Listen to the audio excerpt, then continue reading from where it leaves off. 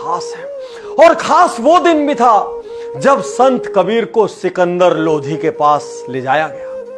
जब वो उस दरबार में पहुंचे तो देखा खूब सारे हिंदू एक तरफ खड़े हैं, खूब सारे मुसलमान एक तरफ खड़े हैं, और संत कबीर उनको देख के हंसने लग गए।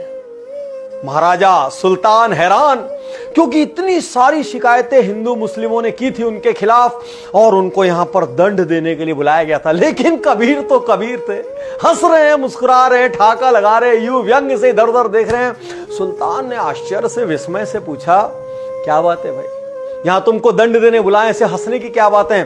कबीर साहब क्या जवाब देते हैं? कबीर साहब कहते हैं, जो राजाओं के राजा उस भगवान के दरबार में एक नहीं हो पाए, इधर हिंदू की तरफ देखा, इधर मुस्लिम की तरफ देखा, जो राजाओं के राजा भगवान के दरबार में एक नहीं हो पाए, वो आज मेरे जैसे छोटे से इंसान के लिए, और आपके जैसा एक राजा जो दुनिया में थोड़े दिन के लिए आया है, आपके सामने एक होकर खड़े हैं। वाह प्रभु तेरी माया।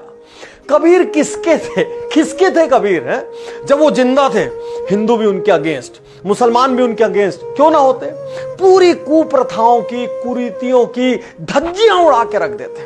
वो सिर्फ एक भगवान को मानते थे, सुप्रीम गॉड। कोई प्रथा से लेना देना नहीं था उनका, हर कोई उनसे परेशान था। लेकिन जब वो दुनिया से गए तो हिंदू कहने लगे वो हमारे हैं, मुस्लिम कहने लगे वो हमारे हैं।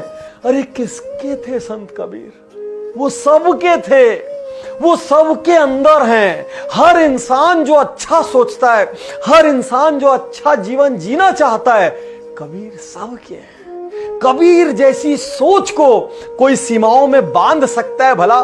भले हिंदू कहते हो वो वैष्णव भक्त थे, मुस्लिम कहते हैं वो हमारे पीर थे, सिख उनको अपने गुरु का दर्जा देते थे, उनके 500 से ज्यादा दोहे गुरु ग्रंथ साहिब में। कबीर पंथी उनको प्रभु का अवतार मानते हैं। आज के मॉडर्न लिबरल उनको हिंदू मुस्लिम यूनिटी का मसीहा मानते हैं, और मेरे जैसे भारतीय संत कबीर साहब को मानवता का मसीहा मानते हैं, जो किसी एक समाज के नहीं है, एक शहर के नहीं है, एक देश के नहीं है, वो इस संसार की धरोहर है।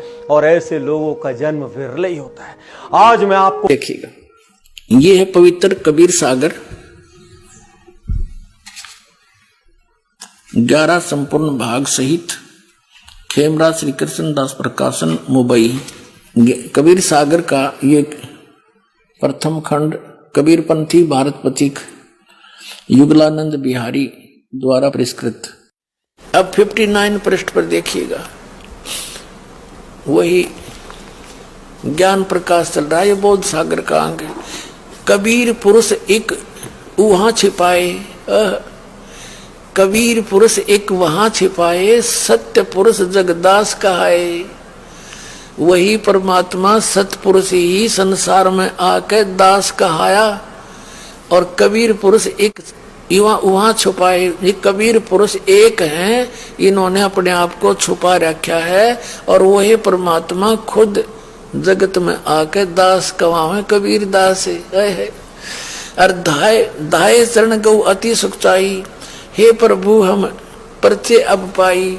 ये शोभा कस वहां छिपावा, कस नहीं जग में प्रगट दिखावा।